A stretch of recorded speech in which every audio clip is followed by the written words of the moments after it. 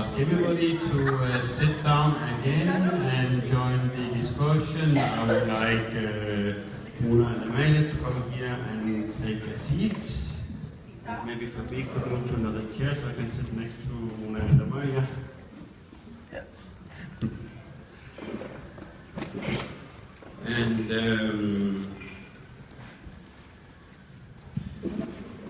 yes, and I invited both of you to speak together because it's about this technoshamanism movement is a lot about reconnecting to an ancestral worldview. It's also about decolonization, and it's also about trying to find, it's also about to reconnect to old ways, old spiritualities which existed before here in Europe and which don't really exist here yet. And in that way, you both represent a transatlantic perspective. Since Rune did a lot of field work in Brazil and has been working a lot with Afro-Brazilian practices such as capoeira and candomblé. And Amalie is from Greenland, actually, from Greenland with original Danish descent, as I understand, but has been practicing shamanism and is also trying to find ways to reconnect. And in that way, I would like both of you to give a short introduction to what you think, what you would like to talk about here, and after that we'll give it up. And after that we'll try to integrate the discussion a bit, but maybe I would just like Rune to start, but actually I think Rune will start talking. After that, we will pass the ball to Amalie, and then we will try to discuss a bit, and then hopefully all of us will be a little bit wiser. Yes, will you? Okay. Thank you very much, Carsten. Thank you for the invitation here. Let me first ask, I sort of wrote down some roughly what I would like to say. Should I just go through that? It's like a page or so, and then, or should I take some of it and then? I think that you probably haven't wrote an entire novel there or something, so it won't take half an hour or an hour to go through. So I think you should just make your statement, and Amalie can make your statement, and then we can try to continue the conversation. I think that will be fine. Okay, thanks. Okay, I'm a historian of religion, working on Afro-Brazilian religion from the University of Uppsala. I'm working with animist theory and trying to understand candomblé. I've also been doing field work in candomblé, and on a more personal side, I've also practiced candomblé or related through candomblé. And part of my background in talking about decolonization with this is that I was part of a group here in Denmark who started working with candomblé. And that sort of started, that many of us started to have dreams and experiences in which entities that you might label as ancestral to ourselves, Nordic entities, started to basically want to be part of the party. Candomblé, just for those of you who aren't Brazilians, is an Afro-Brazilian religion that is sort of similar to what you might understand as voodoo. It's a religion that originates in West Africa, and where people are initiated to specific deities, and deities are invoked with drumming and in rituals. That's just the two-sentence introduction to what that is. Okay, I'm also an academic, so I'm a little bit insecure about my language that has been absolutely disrupted by doing academia, so I'll hope that I'm not going to be saying anthropology googly-gook things here, but let me just go ahead. Okay, as I said, religiosities that we might label as ancestral here, Nordic religiosities, relating to that through something as exotic from our perspective as an Afro-Atlantic religion from South America. How can that make sense at all? And I basically think that there are two aspects in which that particularly makes sense. One of them has to do with otherness, and that religion can be seen as something that relates to something that is other. And that's why there's always this, almost universally, you find this drive inside people's religious drive that reaches toward the other. Just think about how many young Westerners that are interested in the religions of the East, or Buddhism, Hinduism, or even shamanism, which is also a religion that is not current in our society, but it exerts an enormous drive on us. And part of it is that it's other. But and another particularly for the Afro-Atlantic religions, another aspect that makes them relevant, I think, for contemporary people, is that they have a particularly well-built and constructed sort of system of practices and ideas when it comes to decolonizing our mind and relating to non-modern aspects of life. What I call modern here is the fact that in normal contemporary perception, we will tend to see the world in this division where personhood and meaning are things that are inside human beings, secluded, and outside us is a dead world that doesn't have personality, it doesn't have meaning. And for instance, an animist worldview, as it's defined by researchers such as as Fabi mentioned before, that is a perception of the world where what is outside us has personality, it has meaning. Humanity permeates everything. And in order for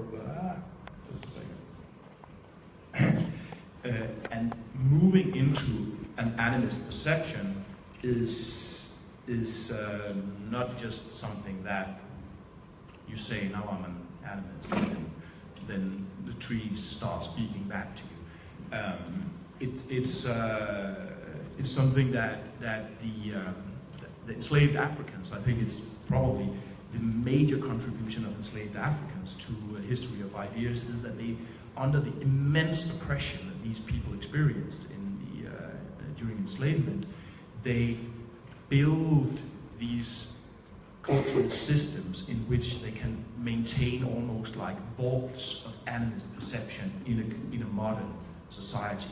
That means that a religion such as Candomblé, much more actually than it is an ancestral religion originating from specific places in Africa, it's a very modern thing, I think, that relates very directly to specific aspects of our modern perception, and it allows us to perceive things that, or to perceive the world and interact with the world in these ways on the conditions of modern life, of a modern urban life. This workshop meeting is focused on ancestrality, and I think this is also an important thing because ancestors is an idea that for many people is shot through with these with ideas that in fact uphold this modern perception. Like many say Northern Europeans or something like that, they will think about ancestors as something that enforce their identity. Our ancestors were Vikings or something like that. This is an idea that actually interiorizes religious perception so that it stays inside ourselves. I don't know, does it make sense what I'm saying right now? It enforces our identity instead of enlivening the world. But when you look at how ancestors are actually, or contact with ancestors is actually practiced by people who have real ancestor cults, you find that ancestry is a very different thing. It's much more about otherness than about sameness, really. You'll find that, like, for instance, in the place in Brazil where I did my field work, you'll find that the large majority of people there are black Brazilians, but the ancestors, the dead people that they worship, is largely native Brazilians. So they worship a specific category of dead people, or dead ancestors, that are native Brazilians. And I'm told, I haven't been so much in other parts of Brazil, but I'm told that if you go to other parts of Brazil where there's a larger proportion of white people, you find that the dead people that they worship is mainly black people. Now, this is quite typical. In Cuba, you'll also find that a dead person, an ancestor that is worshipped, they will change their ethnicity, and this ethnicity is always other. So an ancestor can be a Congolese witch doctor. Then it can manifest later as perhaps a Jewish moneylender. They have this very stereotype imagery sometimes, or a gypsy fortune teller. So the image of the dead can sort of, it is much more characterized by its otherness than by its sameness. Now the point of that is basically that when you want to decolonize your ancestrality, I think a really important aspect is to remove the identity aspect of it. It's not so much about enforcing your ethnicity. It is about a connection. It's about a relation to something other, and something that may be identified with the earth or with the ground or something like that. Is that what I want to say? I think maybe that's, yeah. And I basically think that the Afro-Atlantic religions, such as Santeria and Candomblé, they offer extremely potent toolboxes for what you might call spiritual decolonization. You could perhaps also call it epistemological decolonization. You decolonize, or you demodernize your perception. And as I understand from Carsten here, the Pataxó communities down in the southern part of Bahia, these are native Brazilian communities, but they are in fact, they have a practice that include also aspects of Afro-Brazilian, important aspects of Afro-Brazilian religiosity. This means that you have Native Americans, Native Brazilians, who are practicing an African religion as a form of connecting to ancestry.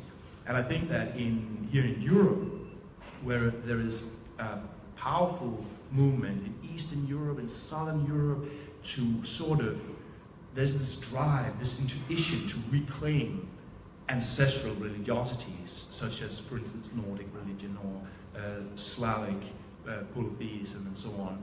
I think that that an inspiration from the Afro-Atlantic religions would make this endeavor possible in a completely new way, where the whole identitarian method that has a tend to reduce these for instance, European ethno-religions to these more or less horrid forms of nationalism can be bypassed, and a more real decolonization of spirituality can be reached. Yeah, I think that's what I have to say. Thank you very much, Roma, and with that, I will give the ball up to Amelia, who will tell us her story and her English. Thank you. Maybe can we make a question before?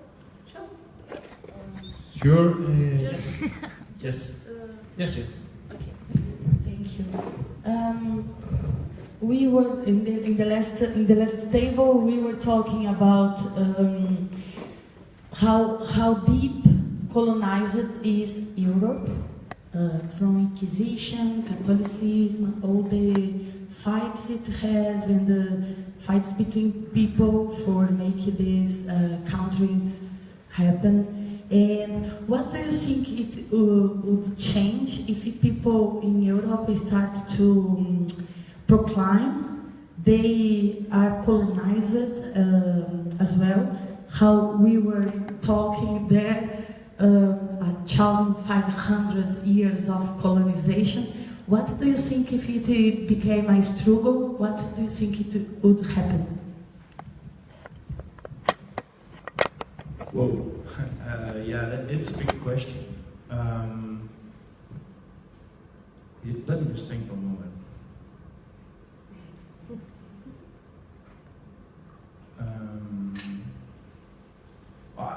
I think, first of all, I think we should distinguish between different forms of colonization. Now, I just flung out the word colonization here,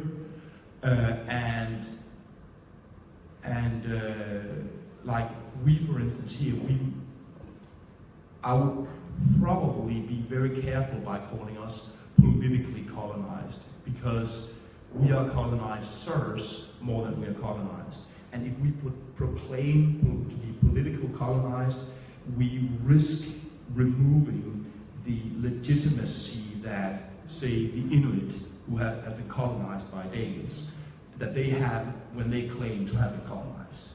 And that is, I think that is a dangerous move. So now I spoke pretty quickly here about large things, but I think that that it would.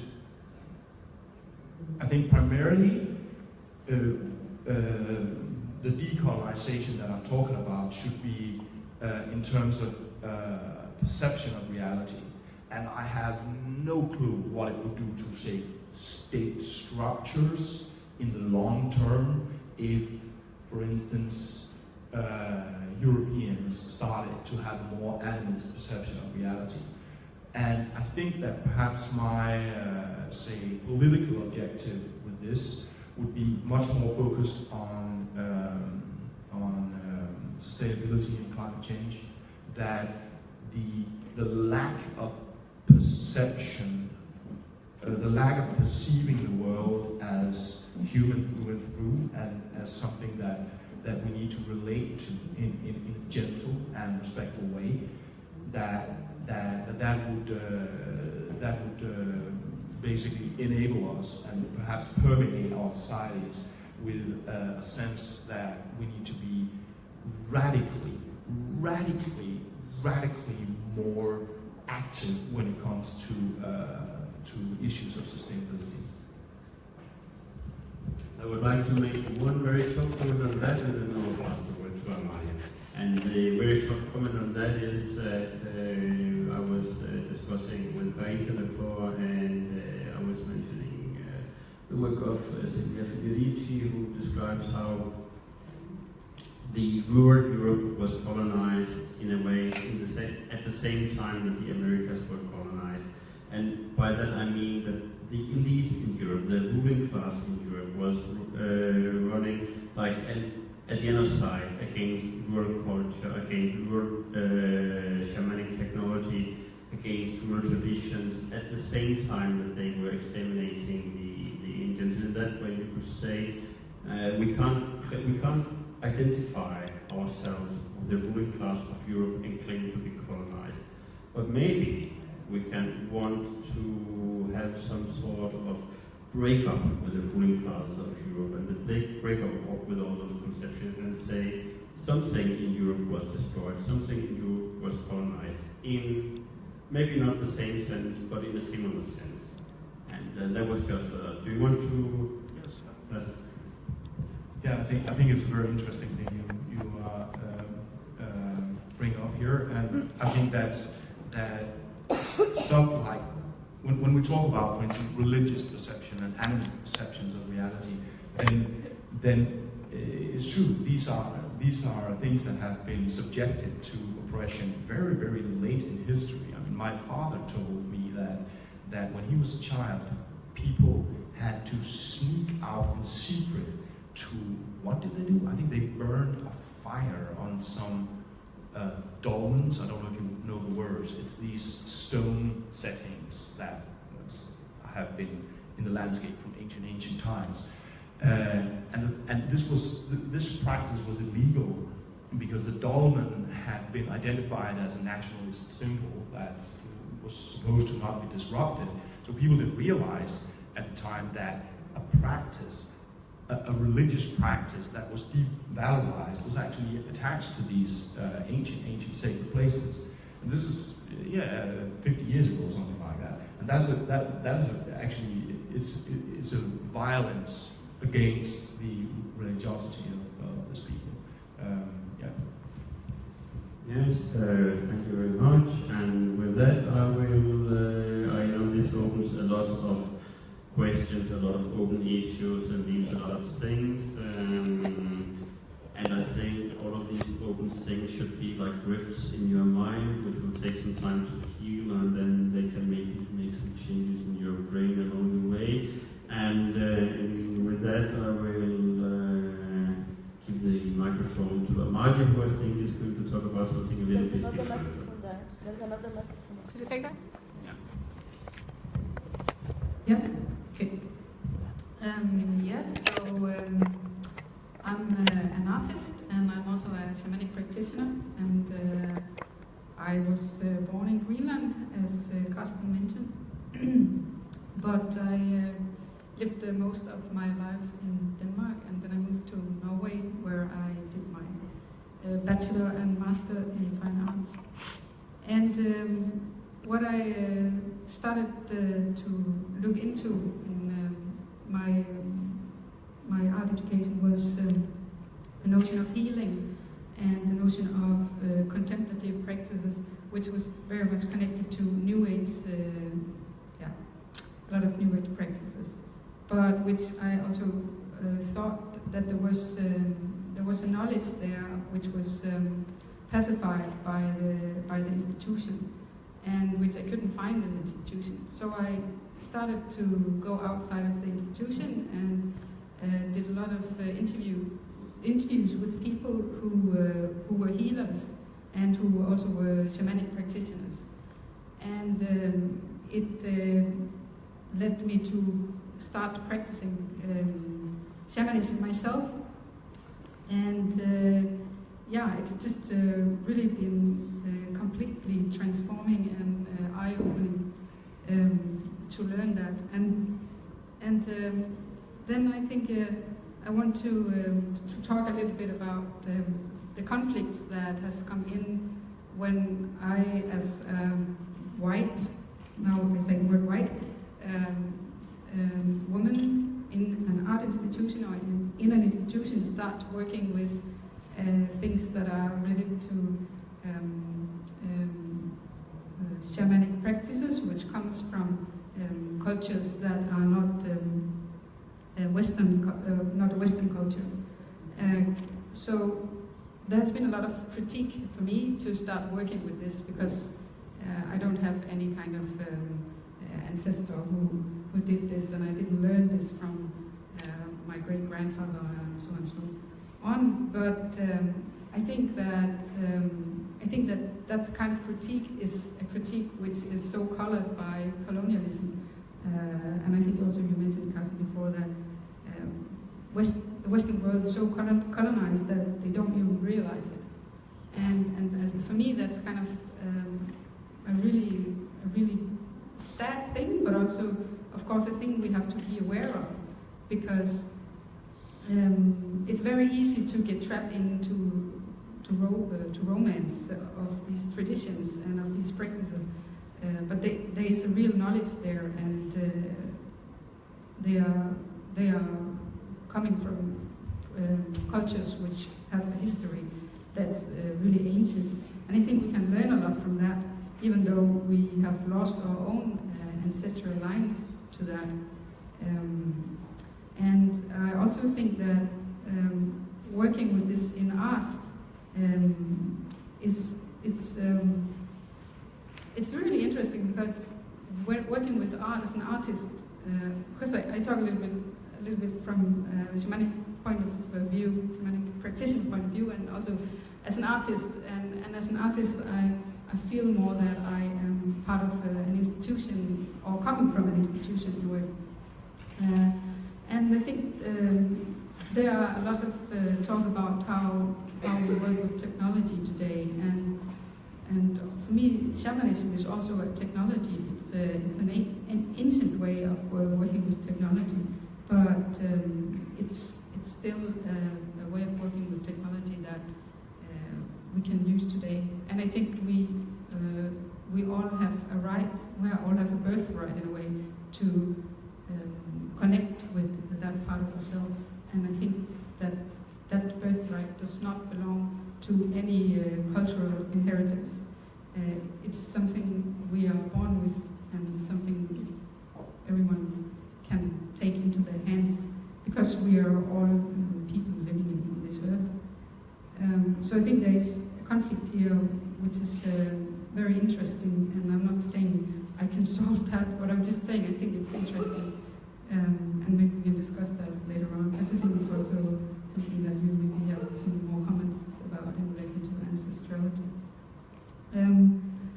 And then I want to mention another thing, and that is the last year I've been doing a research project, where we worked a lot with a GPS system, and then we worked with the technique of the shamanic practice, the drum journeys. And we were 3 people, one from sound institution, and one is a film visual artist.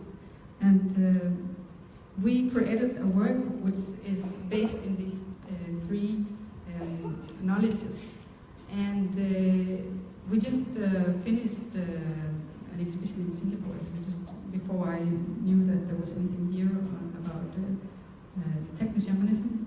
And so, coming from there, we did a work where we exposed people to a completely black space, and this space was a sound architecture, and a visible sound architecture that could be navigated by headphones. And I mean, there's a lot of more complicated technical things I could go into, but I think that's not so important now. But to just talk about what happened to people when they were exposed to the darkness, and also to refer to this decolonization, because we worked a lot with that notion in relation to the gaze and to the cinema.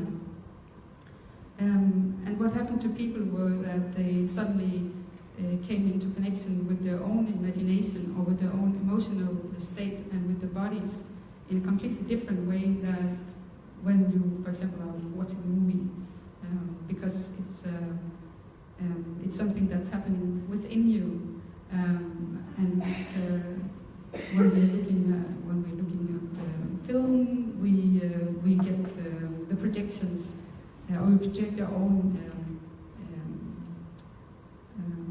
No, I lost my word. Anyway, we are the emotions that are created are not coming from ourselves in a way. Of course, they are predictions, but there's something which I think a lot of people that were exposed to the work really were confronted with, and that was their own emotional state, and what the darkness actually did to them when they entered that space. So I'm not sure how much I should go on about this, but maybe we can, if some people have some questions, you're welcome, of course, to ask. And, yeah. Yeah, do anybody have some questions or comments?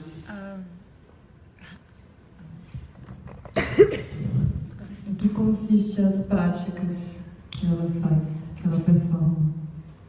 What do the practices that you perform, that you practice, that you are doing consist of? So the work I do is I help people to, by the use of my drum, I help people to go into an altered state of consciousness.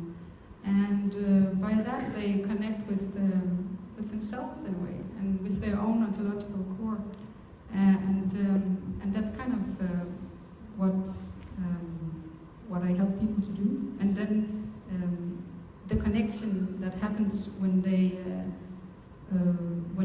practice this, the connection they have with their own spirituality is what they are continuously growing.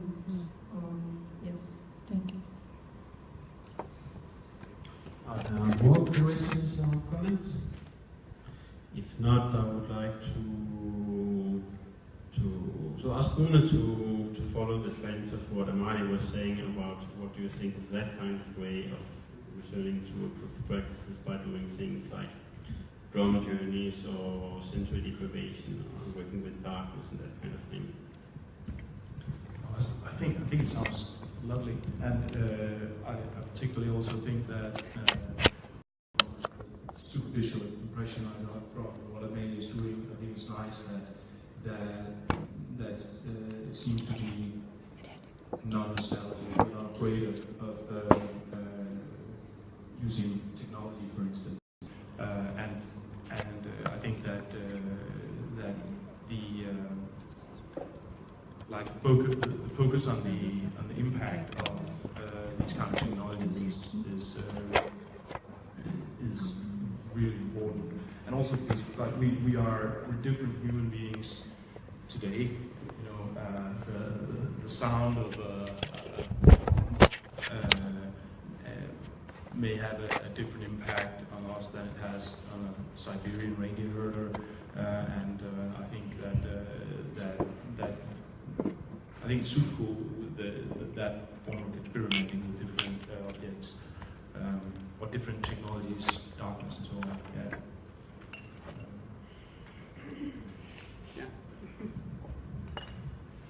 Yes, and I would like to add the comment that when you experience that you are in a way in a situation where you're not working, you're not supposed to work, you're not supposed to do anything really. You're not supposed to. You don't care what time it is. And one way to experience that, like Fabi was mentioning, and like we discussed at the university yesterday, is to go to a Pasasio village because their time is different in the sense that people wake up when the sun goes up, and like when we were there, we ran out there was no cell phone signal, there was no internet, you don't really, and everybody's watches is on their cell phones nowadays, so you don't really need to know what time it is, and anyway you don't care, because why do you want to charge your cell phone if you're not going to talk to anybody anyway? So people basically just look at the sun and figure what time it might be, and or in other ways, if you stay at home for several days, you don't go out, you don't look at the clock, you notice different things happen with your minds, different priorities pop up, and the work we are doing with darkness seems to be like reconnecting with all of that, don't you think so? Yes, I mean, absolutely. I mean, it's very interesting what happens to you, because usually when you enter into darkness, you may think that you somehow are in control in a way, and I think, or you have a flashlight, or you have like these kind of tools which will help you. So you know where you go, and you always are in control. And I think what we experienced with people who were submerged to the work were that even though some of the spaces were quite small, they were kind of 4 by 7 meters, which is a quite small space. And when they entered, they came out like after just a couple of minutes, and they were completely freaked out, because they were like, "Oh my God, I'm completely lost." They feel lost just by being exposed to the darkness. And then some of them, of course, also realized, well, I'm just standing right here in this small space in this museum, and I'm kind of not anywhere else than here. And so there's something interesting happening when you're kind of letting go, or I guess surrendering to the darkness, and allowing it to move you. I think there's something really interesting happening.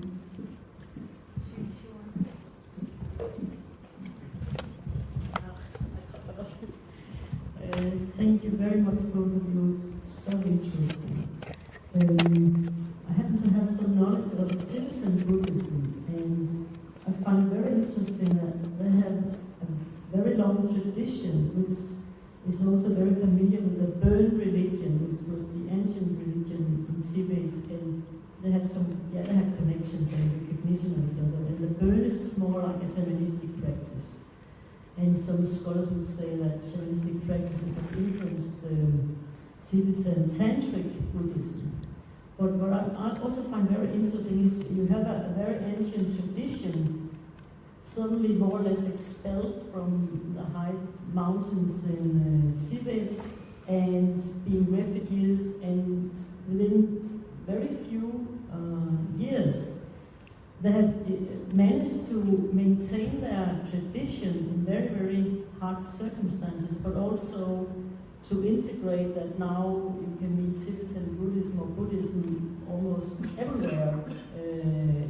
And I have from Dalai Lama and other Rinpoches that they say, well, you shouldn't try to be a Tibetan.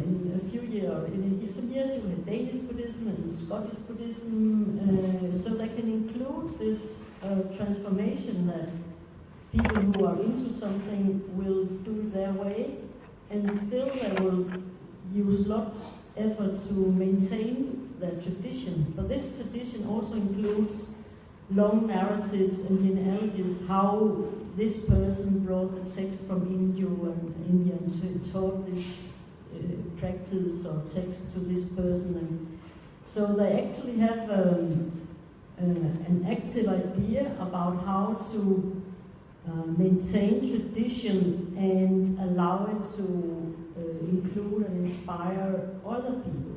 It's not either or. But it demands effort, and it demands that you take it very seriously, which they do. But of course, they also allow anyone to come and learn how to do meditation. So, hope it was helpful. I think that's also a very interesting point, and I would like to take it further than you can have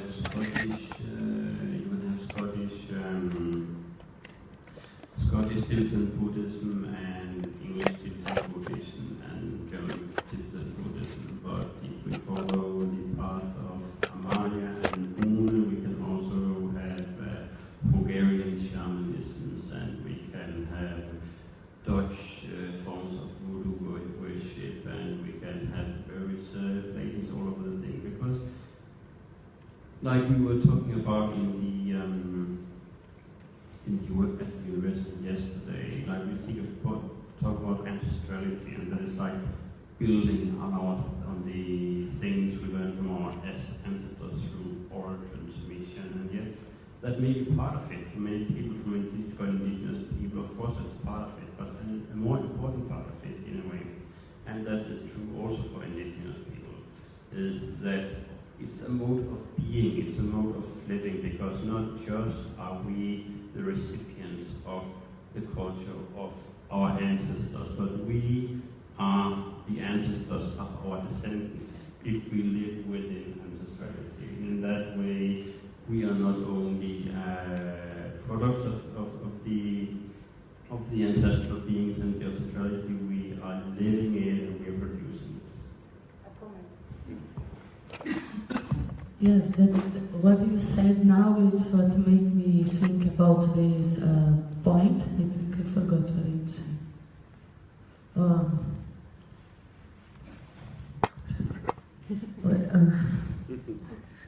It's that point about, you said about we are the ancestry of some, our descendants. And yesterday at the university we were discussing like the importance of revisit these old thoughts, or I don't know if you say old thoughts, but ancestral thoughts, is for recuperate some future as well, because we are the future of many people behind us. We are already the future, and this future was chosen before us, but we are a part of this imaginary about what we could see as human beings. So if we come back, and I don't say we come back just for the past, but in an ancestor futurism way of travel time, like we were saying before, we can maybe recuperate some futures that don't exist now because people didn't care before.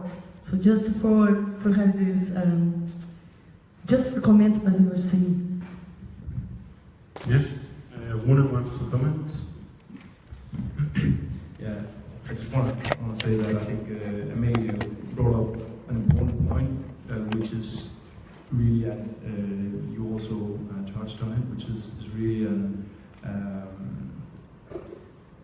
I think a central schism or problem in working with, say, ancestral technologies or subject technologies that comes from another area. Like Amelia had experienced adversity because she was becoming into shamanism, and there is an aspect which is that certain peoples around the world might have a very strong identification with their culture. They might have a very strong need for that identification in order to empower themselves. They might be oppressed peoples. On the one hand. On the other hand, does that then make an issue such as shamanism into an identitarian thing that somebody owns? I don't know. Perhaps it does in some ways. I'm not sure, but the other side is that should that then mean that a person like Amelia, who is spending her life involving in shamanism, this is clearly it's a very strong drive in her. Should she then abandon that? I'm quite sure that I don't think she should. Like there was a moment in the Standing Rock movement here recently where I sensed that the Standing Rock movement had the potential to become a global animist millenarism, where it could basically be a powerful global movement where a strong religious language of the seventh generation that had been prophesied, and they were facing now the elite exploitation that was destroying our planet, this was vocalized in these Native Americans that for many Westerners are iconic somehow of the human as connected to the earth, as related to the earth. But what I sensed from happened with the Standing Rock movement was that this moment disappeared. It was deflated. It never became this global rise that it actually had the potential to become. And my analysis, and it might be a little bit superficial, but I suspect that part of the reason was that it was a little bit too identity focused. It became, in North America, people are often very focused on these ethnic categories. We are this, we're this, we're this. Where I think the Brazilian mode of understanding oneself is much more, it seems much more flexible. Brazilians basically see themselves as mixed, and that is where they connect to the plethora of cultural resources that is available to Brazilians, and I think that some sort of balancing has to be found between, on the one hand, respecting and supporting people's claim to their culture, and on the other hand, humans on the planet being able to log into the cultural resources that have been built for us through suffering and through human ingenuity, and which are available for us to deal with the extremely problematic situation that that human civilization finds itself in today. Thank you very much, Una, and this is a very interesting discussion that we are having, but I think that also I would like to wrap this part of the discussion up because Ariana has a final contribution for the radio today. So I would just like to ask if Amalia has some final comments on that before we move on. On the topic we've been discussing.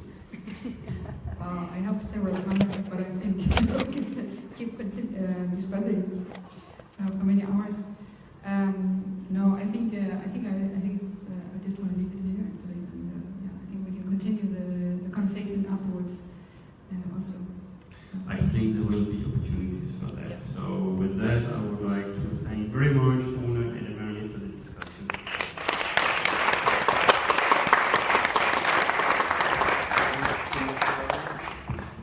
And now I would like to present Agnes Dorothy, who is going to talk about the Sonora Network and collective feminism in music and gender study. I don't think I will talk for an hour, maybe then we can just discuss a bit everything we talked today. Just for introduce myself, I am Ayani, I am an architect. I did a master in design, and now I'm doing PhD on music.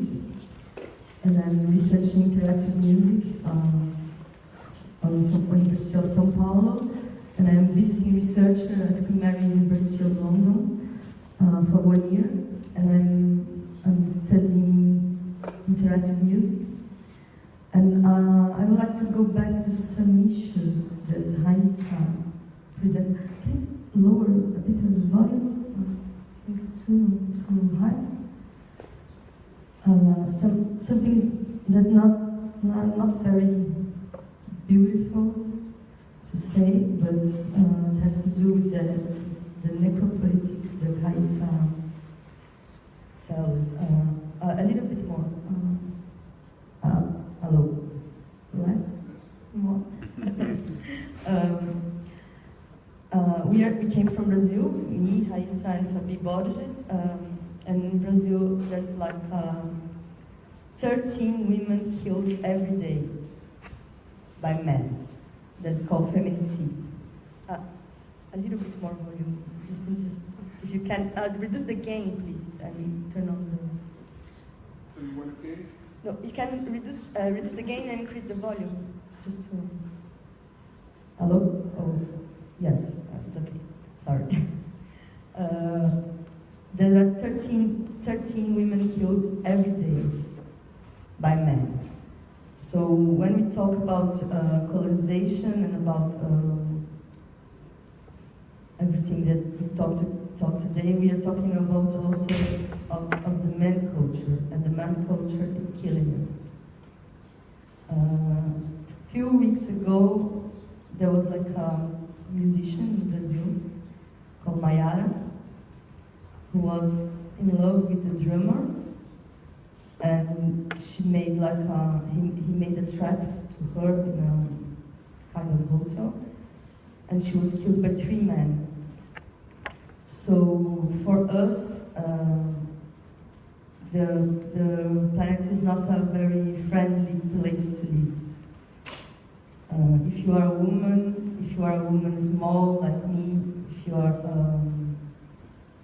you have to live every time with fear, and we have to live every time with this sensation that anything can happen, and you can be like you are threatened every time. So for musicians, this is a very special thing, indeed, because music used to be a very chauvinistic place. Historically, I don't know here how are the things, but in Brazil, it's really bad. So when I first went to music, I was like running away from architecture a bit, because to work with architecture is very different than when you teach architecture, as I used to be like a teacher, or when you are studying architecture, then you can draw like these beautiful things. It's amazing that you can really build things like this in some places, but usually for regular people you have like to build supermarkets and to destroy nature and to put things in wrong places. So I kind of run away from it, and I tried to find music a place to be. And when I went to music, I was expecting to find freedom and fun, and instead I found more pain and more difficulties and more hard practices. I think there's something with the Occidental music that killed a bit of the sense of original ritualistic culture that we had in music, like indigenous rituals and stuff like that, especially in traditional music, electroacoustic music, and more academic stuff. But I am trying my work to recover some sense of fun or some sense of freedom that music can provide, that I think music can provide. I think music is basically a big source of power. When you sing, because when you have like visual arts or performance, you are in a certain way dependent of an attention of the spectator. But the music, no, the music goes everywhere. The music goes, it's very easy to close your eyes, but it's not so easy to close your ears. And that way, music is a very strong and very strong source of power. And my guess is this the reason that they kept away music from women. Because women cannot have power. So good instruments are heavy, speakers are heavy, cables are heavy, everything is hard to carry on and to put on. So, but we have now, we have many women in music, and have lots of pioneers and stuff. So when I entered to do this PhD on music, I found other musicians, and they were also with this inquietude about the chauvinist organization in music. So there was like a composer and singer called Lilia Campesato, and another one called Valeria Bonfé, and Flora Holdenbaum, and Eliana Monteiro, Mariana, and other women that joined us. And we started to discuss about some situations, some kind of issues that are related to gender question in music. And we started to organize ourselves in a collective called Sonora. I would like to talk about this because this is like a very good example of organization. Besides the fact that we don't still have like a proper way to decide everything and to make everything, we are just starting to build something.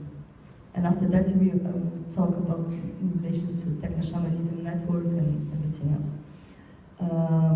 So Sonora collective started with a mailing list, and also with groups of listening. So we reunited ourselves to listen to other music works and to talk about it. And then we started to make reunions, weekly reunions, and to propose issues, and to propose encounters, to propose places for women to talk. So now we have these meetings every week. 1 week we discuss bureaucratic stuff, we do our jobs, and in the other week we do open spaces to women present their works, to people talk about issues. We talk about like indigenous feminism, we talk about black feminism, we talk about mestizo conscience, we talk about organization and collectives and stuff like that. And everything that we make, we put on our website, so every time we do a streaming online, and these streamings are going to YouTube, and the YouTube is going to the site, to the website. So we have everything organized for people that are coming after. And it's very nice because this is like opening, because if you think about music, sometimes you can think that there's no women on that, but there's a lot of them, and they are hidden. They simply don't get credit sometimes. Sometimes they are just taken away from the history books of the traditional bibliography. So we are starting to do this job of digging the stuff they were hidden, because like in electronic music there was women pioneers on that, and every type of music there are women on that. With the male culture, the keeps like trying to hide it. The Sonora Collective is also a way to protect ourselves also. Because when we have like an issue, like this killing of this musician, we have to talk about it. But nobody wants to expose herself and to say something. So we use this collective to join our forces and to protect ourselves as collective power. And this is a thing that we can like try to learn and to use in other places also. In my work in particular, I am trying to explore interaction of music. So I will present after, so I hope that you stay here to join us. At some point, I don't know what time will be. I'm doing a project called Open Band. The Open Band is a website that you can enter, and it's a web chat.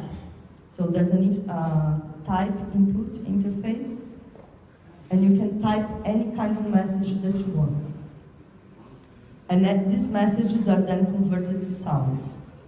So in a collective performance, we join people together, and everybody has the freedom to talk whenever they want.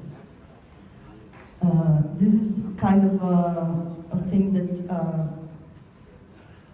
explores, constructs like a web agora, like a place of the debate. Or place can just talk, or people can just talk bullshit, or people can be misogynist, or people can be sexist. So, or people can build a community in a moment, can share ideas, and nobody can tell who is telling what. So it's a kind of safe space for freedom of speech, but it's also a place that people can reveal things about their insides without being pointed. I'm also doing lots of practice on free improvisation and noise and vocal. And I think this is a kind of practice that puts music more close to a sense of ritual and a sense of because in this music, music is a source of power, of course. And the capitalism knows about it. And it's not, And it's not by chance that the musical industry is so strong and so powerful and so dominated by capitalistic ideology and market-oriented strategies and to sell products and stuff like that. So, like I think that practice on free improvisation, on collective music, participatory experience, are somehow a way to drain this power or to maybe try to gather another type of power that are music to be played, not to be listened. Music that anybody can play. Also, there's something in Brazil that's like, in English, we have one word for play that can be used to play an instrument, to play with games, or to play with toy, or to act, to perform. But in Brazil, they have very different words. Like to play music in Brazil means to touch. So it's like a very delicate thing to touch. And to play games is brincar. It's like another kind of thing totally different. So for music, it's like you have to be serious. You cannot. There's no place for error. There's no place for chance. There's no place for dissonance. Yes. So I like and I would like to explore these other potentials and to give power to other people. So that's why I enter music. That's why I'm doing this kind of work. I don't know if you talk about it. Yes.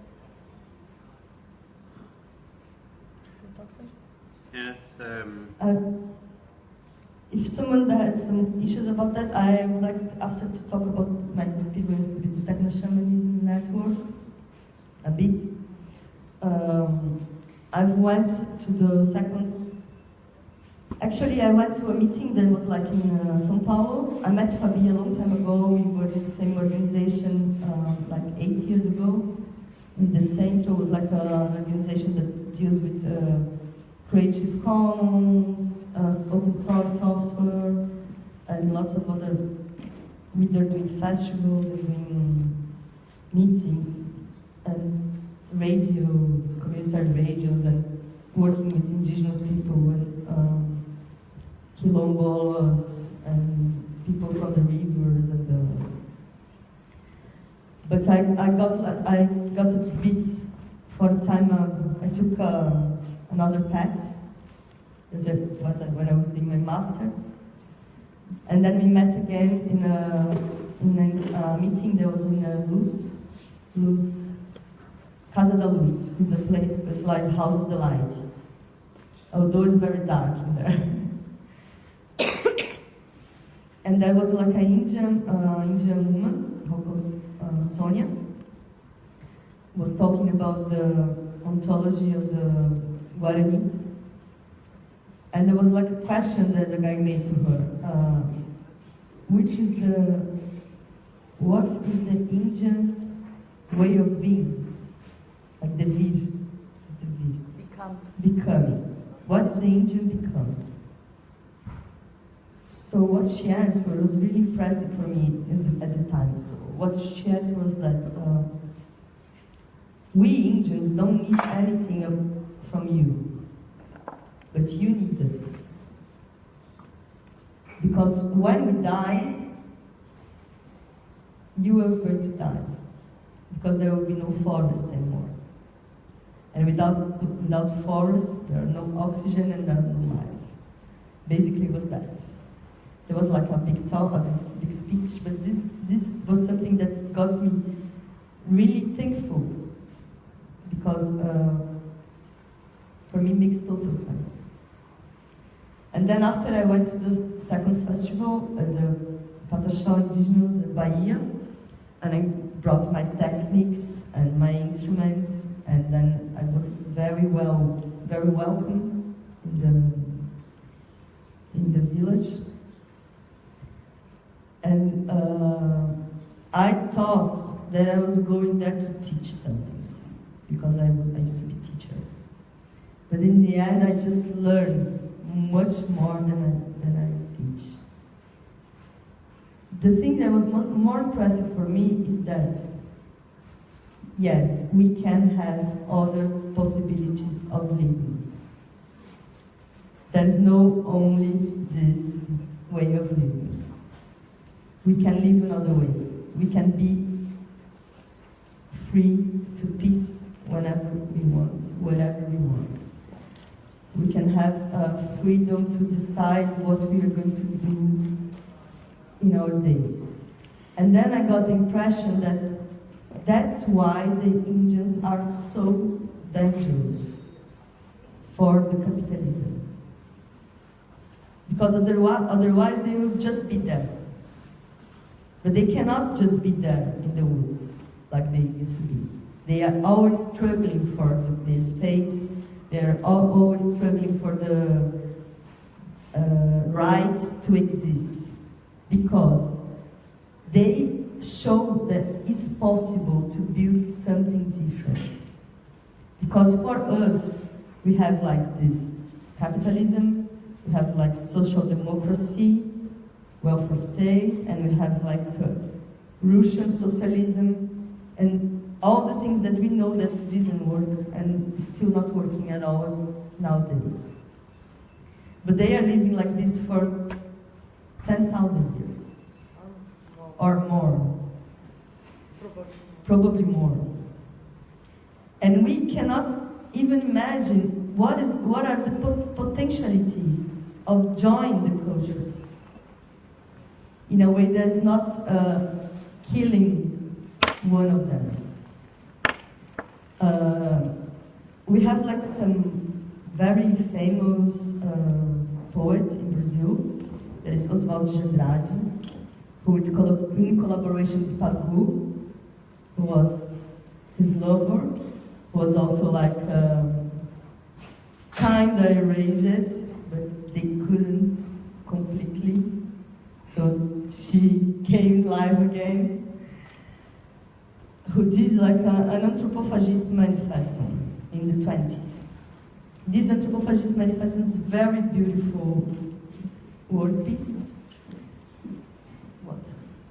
Just one thing, anthropophagy is a very common word in Brazil, but I would just mention that it means eating people. Yeah, basically means eating people. Like cannibalism, yeah. So this art piece, this manifesto, that's called Anthropophagist Manifesto, is like founder of modern art in Brazil. And this concept is very important for us. What does it mean? It does not mean that we are going to eat you. Or maybe we can in some ways. But basically, we'll show it. We'll show it tonight in the ritual. But first, we are already communists for a very, very long of centuries. The joy is the proof of the nine. I don't know how to translate it, but it's how you measure things. The anthropophagy is the habit of eating, and then when you eat, you take what is good, you shit what is not. So part of you become me, and what I don't want, I just shit after. This in cultural is obviously metaphorical, but we are talking about culture, we are talking about thinking. So in Brazil, we have this anthropophagist question that makes us, when we go to an Indian village, they are doing it this way. They take what is good, like internet, like sound editing, like video making, like woman in power also, but they have women in power also. They are matriarchalists, they are not patriarchalists. It's very impressive. And what they don't want, they simply don't take it. It's like schedules, business, alienated work. So, for me, living this experience with the Patachos make me very, very impressive and make me hopeful that there are other things possible, there are other perspectives possible. Not that we are going everybody to become naked and go then and go to villages and to live in villages again. But we can also, yeah. Not all of us, not in this cold weather, at least. But we can think in other possibilities. We can think, and they are existing already. And we can think on other types of future.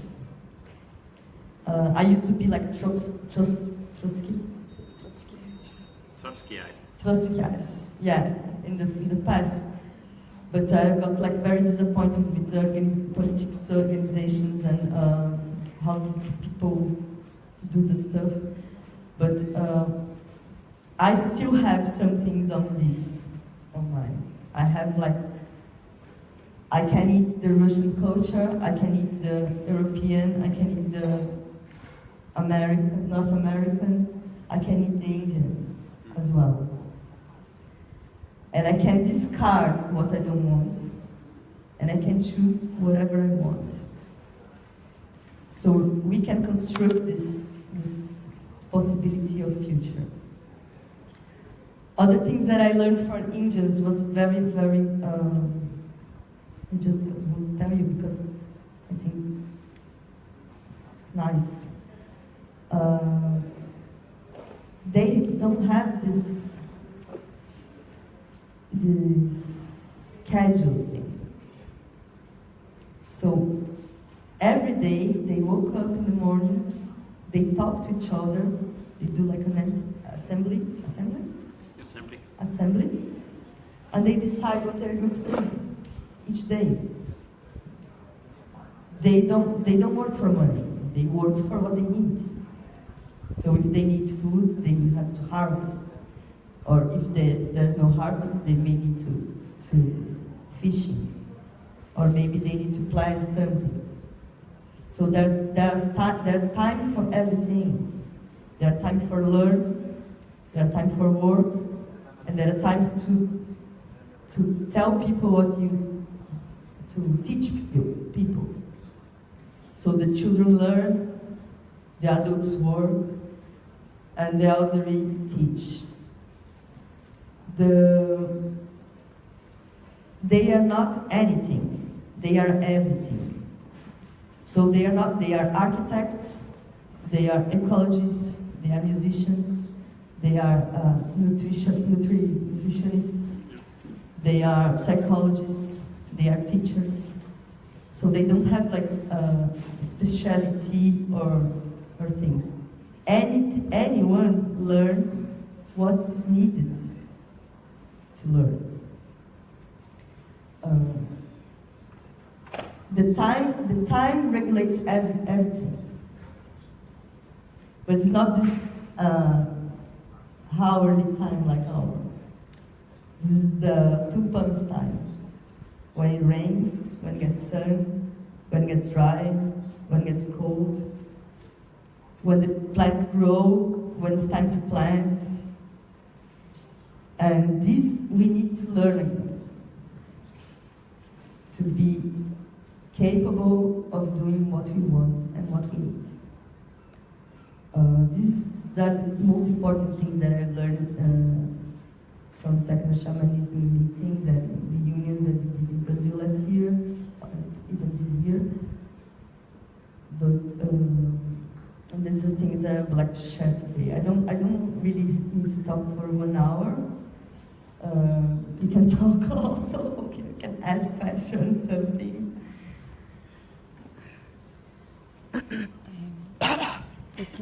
Eu queria perguntar. Alô? Alô? Você abaixou os dois aqui. Eu queria mais saber se vocês organizam eventos, festivais, para dizer um website do Sonora, ou se é só uma lista de e-mail. Alô? Thomas. Fala do teu web, fala Então, do website. o Sonora, the Sonora network has like several types of organizations. So basically we have this mailing list that anyone can join. They need to be woman to join, but it's in Portuguese. But we have the website which is like sonora.me, and that's everything on that. I can show you maybe.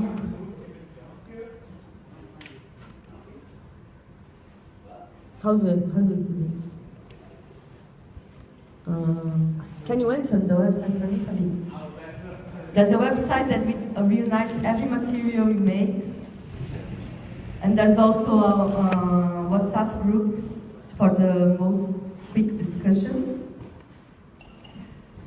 And we organize every 2 weeks the speakings. There are like two main types. That one is a vision series, who's for people. Sonora.me.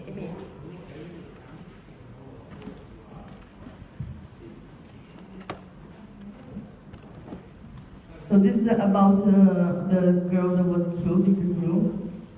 We put a manifesto online about it. So their death won't be in silence. But we have like on the ZAD that there are like projects. The Encontra was a meeting that we did, like very big meeting with lots of people. The projects, can you go to the projects? The projects, there's a symposium about gender issues. This is an online interactive protest against Temer, who is the cultist president of Brazil. You can click on the link. Out Temer. But you can click on the link there. This is go straight to the mouse. The sound going? There's no sound? Sound here? Sound. Do you notice the sound? Sorry. Here. It's like a collective work of art, of interactive art that we made it. What's going on? I don't know. I don't know why it's not working here. Just a bit. There's a voice series. We talk about women talking about their own works. So there's a lot of them installed. And the vision series, who is like people talking about things that interest us. And also we have like study groups. And we have like lots of texts that we've written, and everything is online. It's very, very impressive about them. I don't say by me because there are a group of people doing that, and it's very impressive to have all these things organized and reunited. This is something that we might try to do with the technoshamanism network also. To reunite everything outside of Facebook in a place.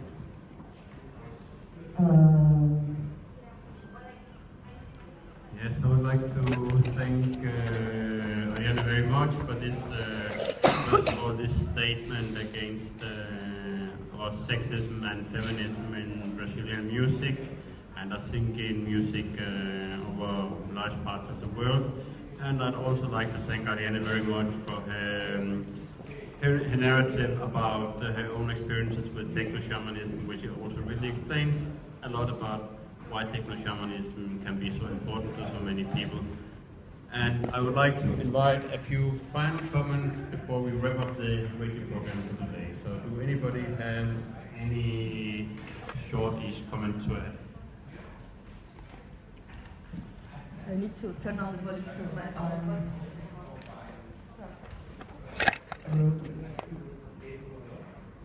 I don't know if I can explain exactly what I mean. But it is a question actually for all of us. We have an issue, actually a big issue nowadays in activist movements. That's about the place of speak. I don't know, is that the expression in English? The Lugar de fala. Speak. Yes. The legitimacy of it. I mean, a man has not the same legitimacy than a woman to talk about feminism. A white person has not the same legitimacy to talk than a black person to talk about racism and so on. Then I have a question, in fact, from all of you. That's a question that I make for myself as well, because we talk about shamanism and Afro-American religions and stuff like that, and obviously we are not them. I know we can mix everything and create something. Thanks. And create something something new. And I understand that technoshamanism is not shamanism, and it doesn't want to be shamanism, but something else. And don't want to talk for the indigenous. The culture is open. We are artists and we can do whatever we want, using wherever everything. But there is an ethical issue as well. And the question is, what do we do to give them back their space for talking by themselves? This is a little provocation that is for myself as well, because I don't think I do enough. Even being a Brazilian woman feminist. It's for all of us to think about. I think it's a very important question that you point, and that's why we don't try to talk for them. We can talk about what they teach us, and we can try it's very important, I think, for me, to recognize my space and my place, because even being woman and being suffering by being a woman, I am white, I am from a good family, I have good education, so I first need to recognize my space as privilege first. So this is important. So I cannot talk for the black woman, but I can understand that me as a privileged person have some different space, and as the same I think for the Indians also. We cannot talk for them, but we can go there. We can share our knowledges. Like we can internet, videos, record audio, and edit audio and put online. But I never will speak for them, in the place of them. I can speak about them, or about what they teach me, and what I can get from them. And this is anthropology. What? Why me? So I think for me it's like that. I cannot talk for them.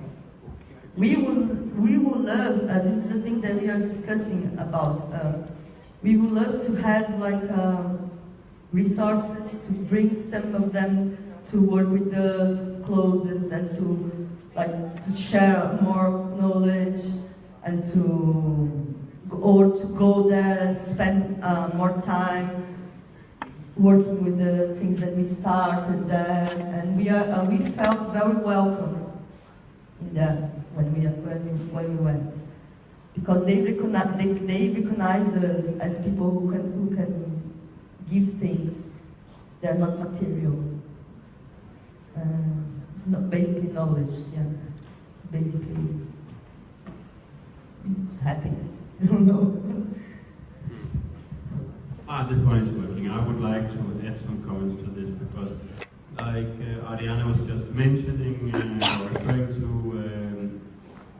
in November we did an international festival in a Pasasho village in the south of Bahia, and in a way that what partners knew as well, and in a way that answers some of these questions, because we went there because actually they had requested it. At first, they requested after the first festival of technoshamanism in Bahia, they wanted to collaborate with some of us who worked with permaculture, because they wanted to create a food forest to recuperate a river spring, because they had a river spring and it had dried out because of deforestation, and they wanted to recreate that with a food forest, permaculture forest.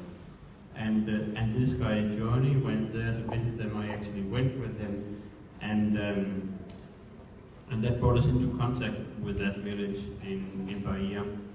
And afterwards, Fabi went there and spoke to them and created a contact with them and spoke about our wanting to make a new festival. And we had already spoken to another Pasasho village, but they were like, we want this festival here.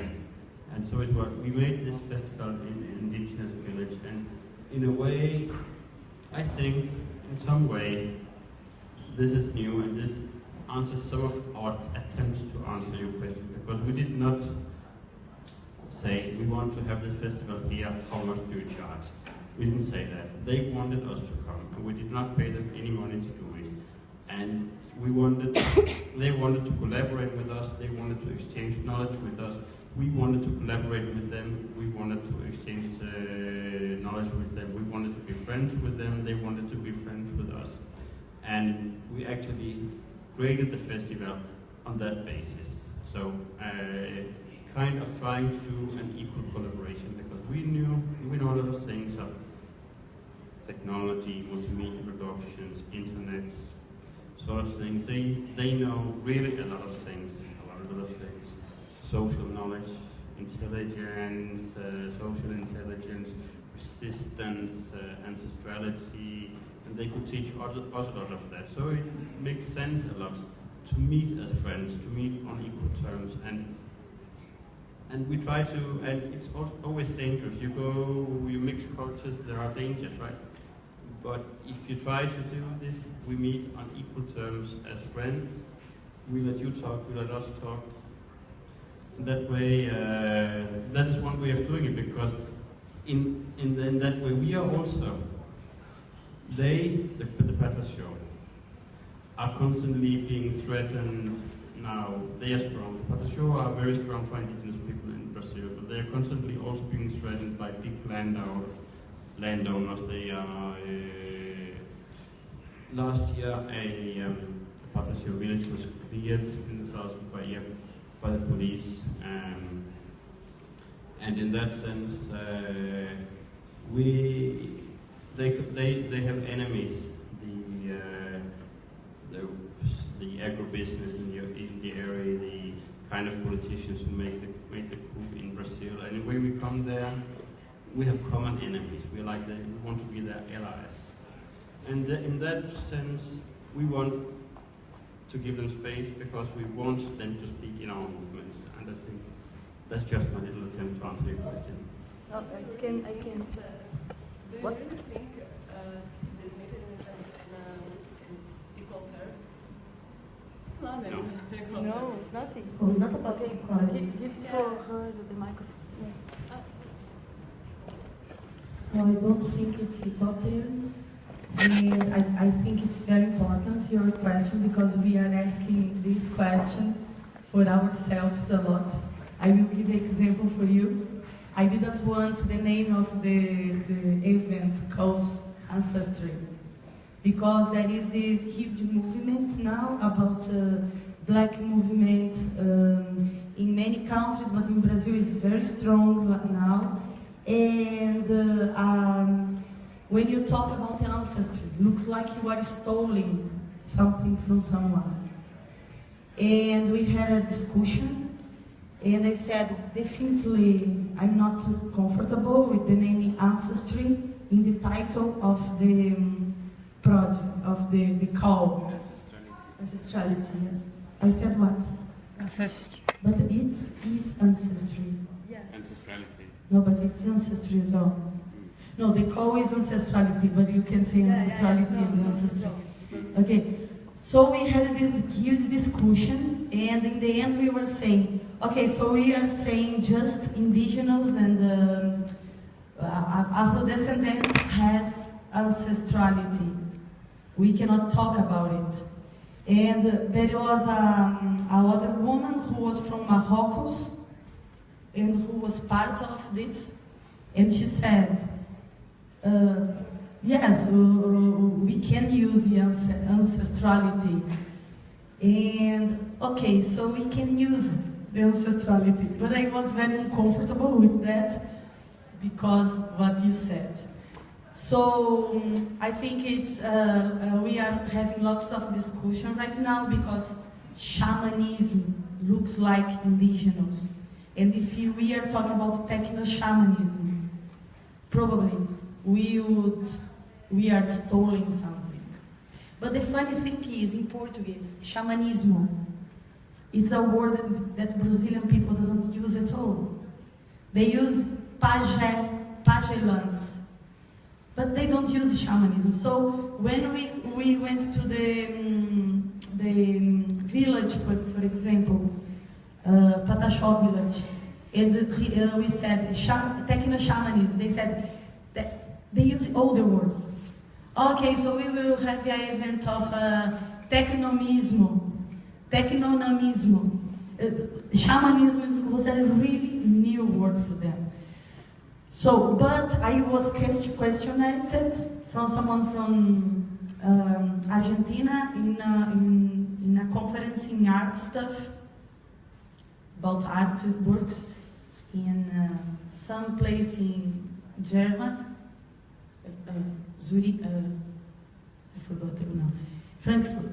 And the girl said, you are stealing the name from shamanism, from the natives. And I answered that what I'm saying now, but shamanism is a word of indigenous, Brazilian indigenous. And said, so you are stealing from people from Norway. And I said, from Norway I can steal, come on. But I know it's not a funny conversation because we do it almost of time. When, what's the name of the guy who was talking here? Una. When Una started to talk about candomblé, I made it like, I said, okay, we are online, and this, he's not, he has this different color. Like, ginger. Yes. But his ginger guy is talking about candomblé, and it's not good. But he didn't insist much, he just took this way of talking about the importance for us to learn from that. So I think, yes, your question is very important, and we need to really care about it and pay a lot of attention. We were in France other day, and a guy was talking about Brazilian indigenous, and we felt a bit, he was a philosopher, and we felt a bit strange because he started to talk about them, and didn't bring much this experience for his life and how he learned and how he. So yes, we need to take care of it and give space for these talks and give space for they being. I don't know how we can do it because they need to give us this information. So the most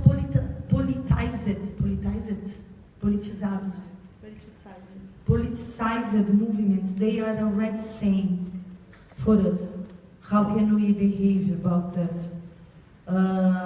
Maybe because that I work so much with the idea about free cosmogony, do-it-yourself rituals, because we don't want to make a cultural appropriation from anything. So our rituals is not indigenous. Sometimes we can use some beats, for example, in the music, or use some instruments, but our think about the essence of technology. So I would say technoshamanism has 3 lines I like to work with. One is the technology of shamanism, and it needs to be seen as a technology, as a camp, as a field of experience and production of knowledge. And yes, this can teach all of us. We can think of technoshamanism as a shamanism of the technology.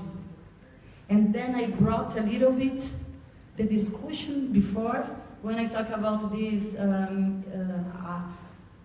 Argentinian thought thinker, Ludueña Romandini, where he says, what could the science be if our question was not so Christian?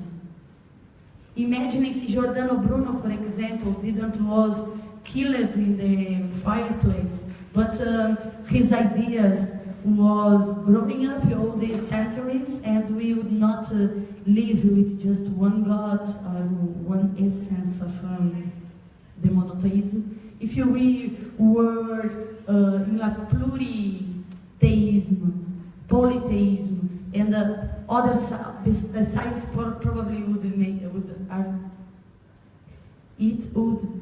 making other questions. So I think technoshamanism needs to learn, the network of technoshamanism needs to learn. Our discussions is a lot about these knowledges, these wasted knowledges, into the essence of technology. And when people start to talk too much about just shamanism or from the culture of others, I think we are in a risk to take from others their words, and forget our own fight, our own struggle. So yeah, for now that's what comes to my mind. But about the name, just for finish, about the name, technoshamanism is not our word. In the truth, there is,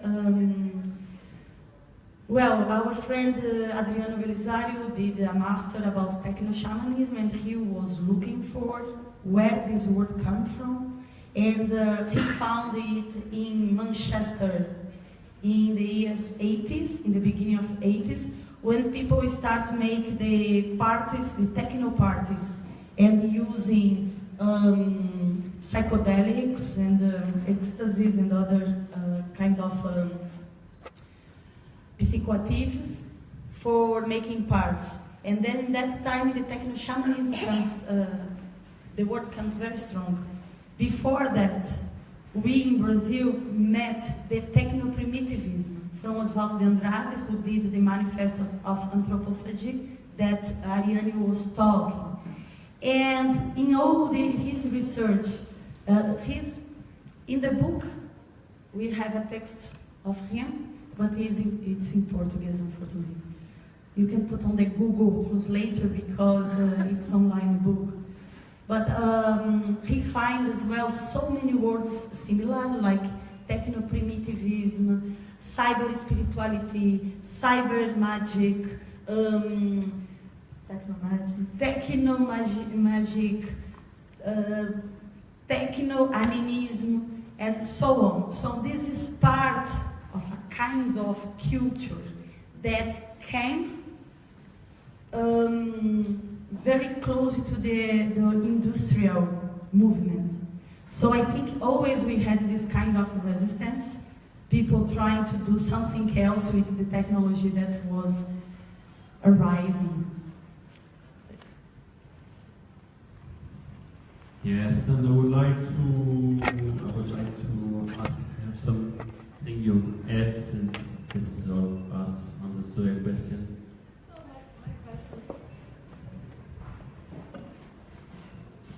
Anyone want to explain that my question is not like uma cobrança. Não é tipo cobrando de vocês. How can I say that? You are not demanding an answer from us. Yeah, I'm not demanding, but just raising a question to us to think together, because it is a question for me too, and I think it is a question that we have to bring to our lives, to our day-by-day lives. You know, it's all that. It's not a demanding. It's a thing to think about. I think a good example.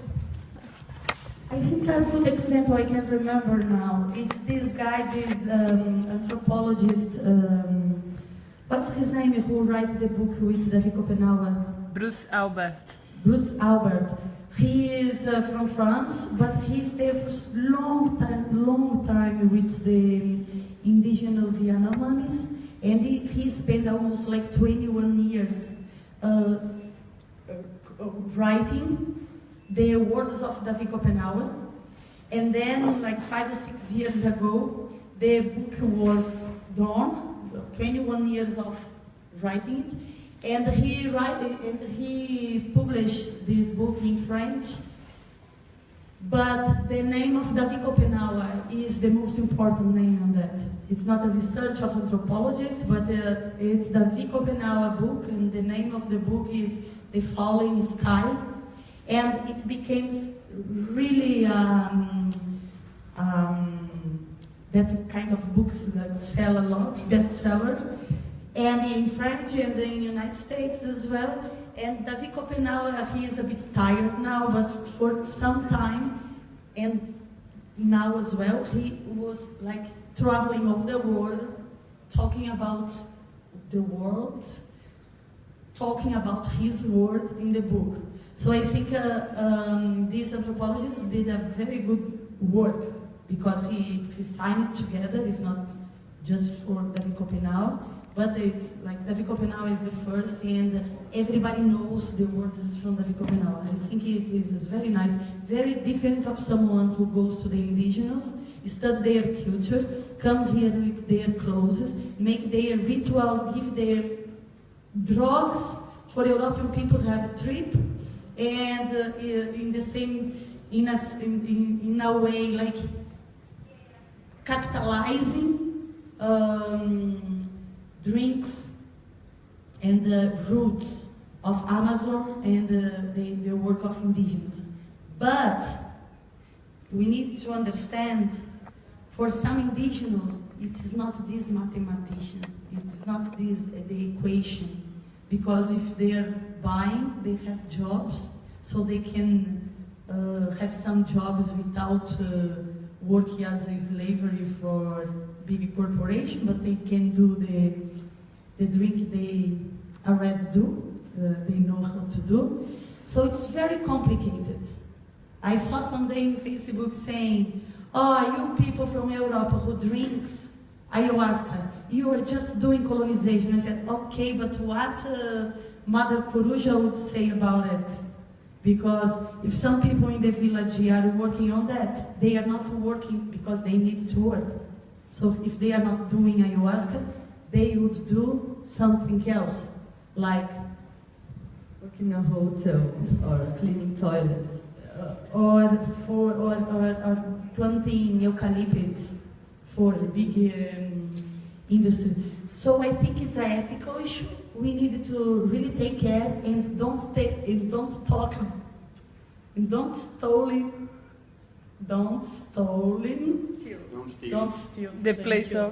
The place of the business of the indigenous. So you see how complex it is and how so I think they need to decide about these kind of issues, for example, no?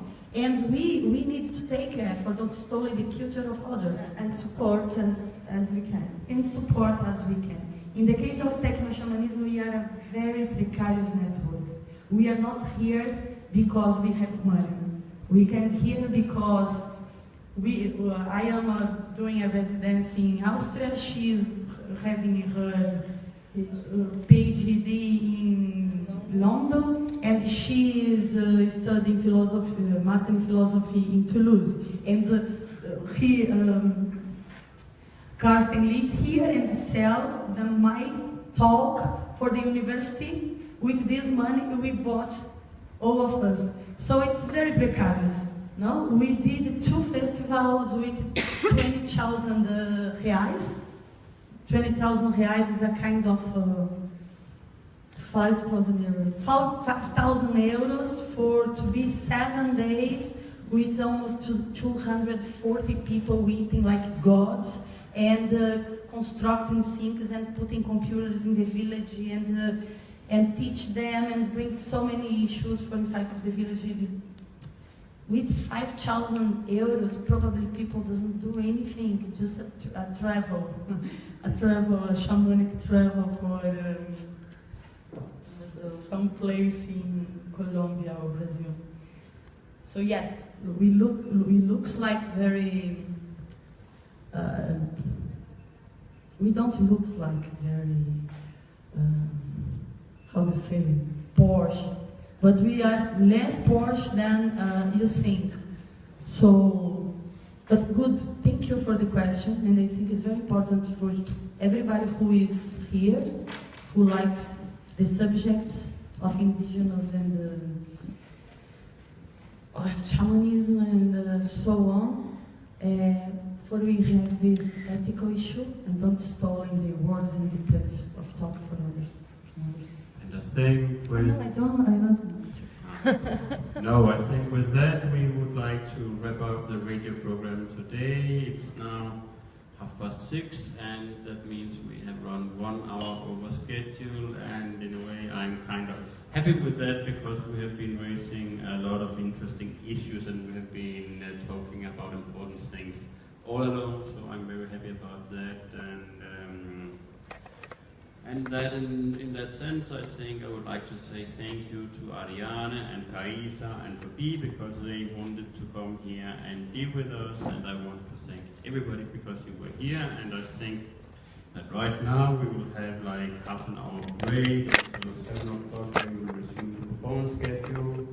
Yeah. So Yes. thank you everyone. Thank you.